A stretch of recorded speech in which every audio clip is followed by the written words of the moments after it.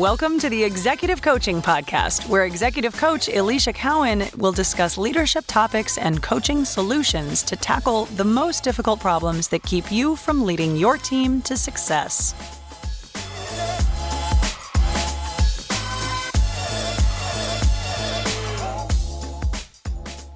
Hi there, leaders. It's Alicia Cowan, and this is episode number 21 of the Executive Coaching Podcast. It is September 1st today as I'm recording this, and I cannot believe it that we're headed into September. This past week has been a little bit wild for us here in the Cowan house. We just went through Hurricane Idalia here in the Florida area, and I'm happy to report that we are fine. Family is all safe. And the house that we're in and the house that we are building, all fine, no one impacted. And the kids got a couple of days off of school, which they were thrilled about. And I know some of our folks in Florida down south and up north on the coast were a little bit more significantly impacted. And we're thinking about them and hoping that cleanup and everything is going to be smooth and easy. But that was what happened here this week. And we are also in the thick of Labor Day weekend, or headed into Labor Day weekend. And I'm going to be headed to Dallas next week. My coaching school, where I got my certification, the life coach school, is having their annual conference and mastermind meeting in Dallas, Texas. And I will be headed there, and so excited to meet up with other fellow coaches, and my coach will be there. Mm-hmm. So excited to see her in person. Always great to catch up. And yes, just a lot going on here. So today, what I want to talk about is the topic of supporting middle managers. Now, this is the Executive Coaching Podcast. So I'm talking to you as a senior leader in an organization, and just giving you some observations on what I've seen with middle managers and what's going on for them. So what I've observed lately is a couple things that I'm going to group into bigger topics and tell you how this then relates into our middle managers. So lately, there has been this big shift in thinking about remote and hybrid work. If you think about a couple of years ago, it was super successful during the pandemic. We heard lots of press releases from leadership and senior leaders saying productivity is actually risen. Stock prices were great. Senior leaders were happy with the results they were seeing, and frankly shocked that they were able to conduct business remotely so quickly. And then recently, we heard a shift. The headlines are now saying people are not as productive at home.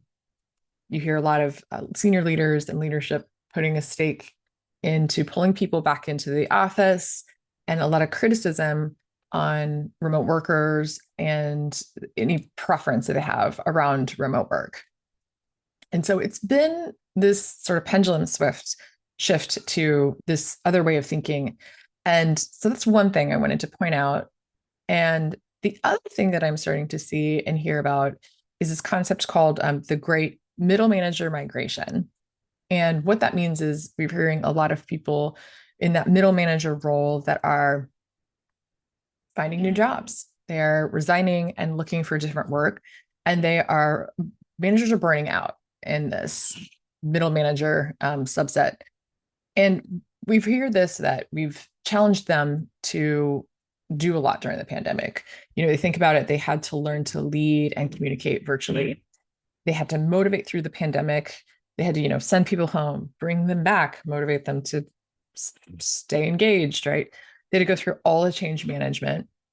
They had to learn to hire during the Great Resignation and talk through compensation, as compensations really shifted during that time frame. They had to manage their leaders' expectations around delivering results, and they had to manage customers' expectations. When we did have staffing shortages and supply chain issues and all sorts of other hurdles that did not necessarily make the end customer experience always the best or smoothest in some situations, right?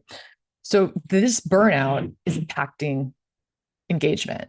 It's leading to turnover in the workforce, and of course, ultimately impacting our customer. Okay. So these two big, broader themes and industry trends that we're kind of seeing happen. And I think what I've noticed, and again, this is just my experience, whether your workforce is remote, hybrid, or in person, what I'm seeing is the neglect of teaching mid managers how to manage and lead their teams really, really well. So, as an executive coach, I have a very unique perspective. I get to talk to a lot of senior leaders and I get to see how we're impacting the teams and how we're developing these leaders. And over the past year, I have worked with several senior leaders and their leadership teams, and the teams again we call middle management. And I've seen lots of examples of this being done the right way and the ultimate positive impact that it can have on not only just the associates and the management themselves, but their broader teams and ultimately the company. And I also can see again where this is in teams where this is not going so well, right? Where we're neglecting that group. And I'll ultimately say, I think that, the first topic that I brought up of us talking about remote work really failing, I don't think it's because of the circumstance of being remote and remote working. I think we've failed to really teach and train managers how to do this well, meaning that unless they have eyes and ears and we can physically see the person in the office, they've not been taught how to manage accountability and driving results versus time spent sitting in a seat. And I think that's a big fail because I think people, again, I've said this before, I think people equate sitting in an office and physically being present to being equitable to productivity. But I would argue to say that you can be equally unproductive while sitting in the office as you could be sitting at home. And so I think management and being able to lead and manage, motivate and inspire people is going to be really more important no matter where those direct reports are sitting. And I really think the investment into middle managers and in teaching people how to manage and lead really well is the key to this. So again, this is my experience and perspective. So we're going to talk through why this is potentially happening and what you can do about it. So let's dive right into that.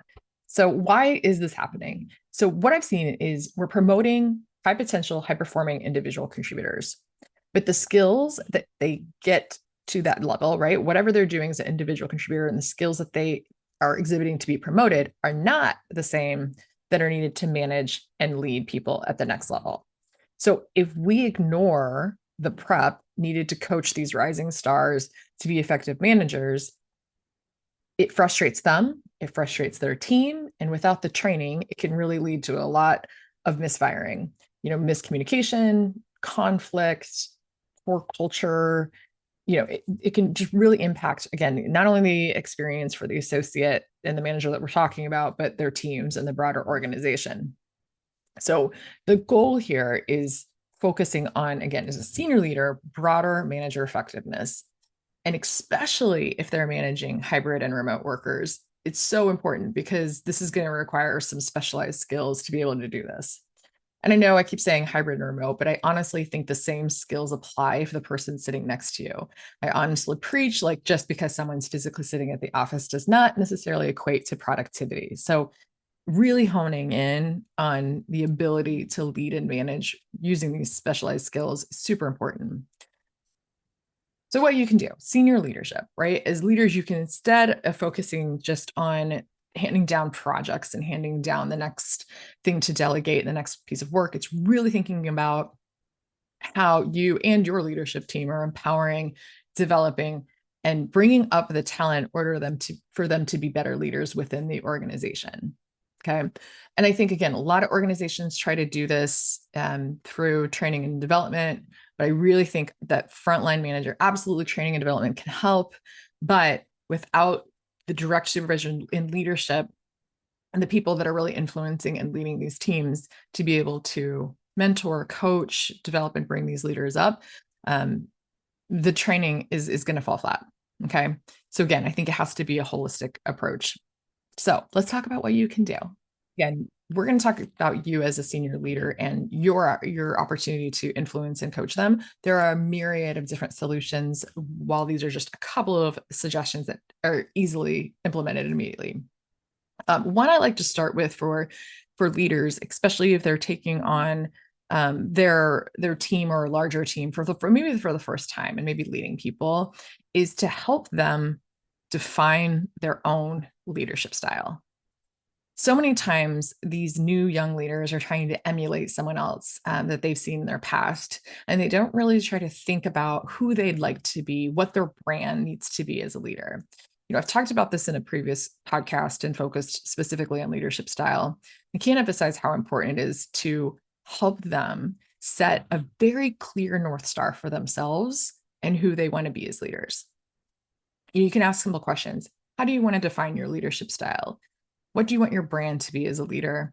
And help them understand the impact that they have on the team, the company, and the organization. And I really think it'll help them reflect and come back to this leadership style time and time again to help them define who they want to be and see if that's actually playing out and how they're leading their team. So I think it's a really great step. And I really think as senior leaders, as people that have walked the path before them, it's a great conversation to lead and to have with them. Number 2, senior leaders, is to look and help how you can support middle management with decision making. This is a huge one. So as a senior leader within the organization, you have the ability to remove some of the red tape, to remove some of the bureaucracy around decision making in the organization. So you can work with your middle management team, you can coach them on decision making ability and how do you trust middle management to make decisions versus forcing them to ask for permission and approval on how to do everything. I think equally important is to set up parameters. Where are they allowed to make decisions and potentially then make mistakes, and allow for imperfections or failure to occur? And again, I get it. This is the tough one, right? This is the tough one where we have to allow for them to be accountable for the decisions they make. It's the only way for them to learn. And clearly there need to be parameters around this. Okay. This doesn't necessarily mean that they have the full gamut and the full freedom to make every single decision, but there does need to be some allowance for them to own their decision, because otherwise, how will they ever grow and learn from them? And the ability to give them that sense of ownership over the decisions will ultimately cultivate their leadership skills long-term and help them climb the corporate ladder rather than staying in that middle management track. Okay. Number 3, the senior leader, you have the ability to help them clear through communication channels. So what does that mean? So the middle management team truly has a pulse in the organization. They have their ear to the ground about what's happening, not only with the broader population and associates, but also with your customer, right? They have the pulse in the ear of what's happening within the organization. And I think as a senior leader, it's important to meet with them as frequently as possible as you can. That makes sense with your schedule. Ask great questions when you meet with them on this regular basis, and then truly listen and learn from what they have to say. And this regular practice with this group will help you build the trust on both sides over time and give you a greater insight into what's happening. I think too often we're making assumptions and knowing that they may not be forthcoming, right? In that first conversation, but over time, as you build trust and if they realize that what you're going to do with the information is beneficial and not retaliatory, and they feel like they can be open and honest, they're going to share what's going on and help you ultimately be a better leader and lead the organization better, make better decisions for the broader organization. So one way, again, to clear those communication channels and to allow for open dialogue to happen within the organization. Okay. It can be, coaching can go both ways. And then the last one, of course, investing in their development. So when you identify, as you're talking to middle management, and you identify these skill gaps that they're having, again, there may be themes that you're seeing across the organization. You have the ability as senior leaders to provide resources to allow them to grow and develop in these areas. So again, it doesn't mean you're addressing it by the individual. You can look across at the group and start to pick up trends. And whether you have an internal training and development team and opportunities that you can provide internally, or whether you're outsourcing it and hiring someone to support you, it's a great way to carve out the path for leaders to stay within this pipeline for whatever role is next for senior level roles, or just to improve the overall effectiveness of your management team and then ultimately the service to your customer. Okay. So I've been doing this over the past year, and it's been an amazing experience for me and the individuals involved and for the organization. So if you're interested, I am happy to talk with you and help you through this. We define things like, what is your leadership style? We've talked through remote management and delegation and managing performance. And I will say, this group is so key to your organization, and there's so much talent out there, and the truly high performers are just eating it up and dying for it, right? So I think you as senior leaders thinking about this group, and rather than just dismissing holistically, well, remote management doesn't work or hybrid doesn't work or whatever it means to be, I think really truly like question why you have that belief, and question whether or not your managers and your leaders have the ability and the skill set that they need to manage effectively, right? And really start to think about that as a senior leader. Okay. Middle management, they need your coaching, they need your perspective, they need your leadership. Okay. So happy to help. If you want to chat more about this, again, my website, aliciacowan.coaching.com is ELISIAKEOWN coaching.com. You can reach out to me there. But as always, thank you so much for listening, and I will talk to you soon. All right, have a great day. Bye.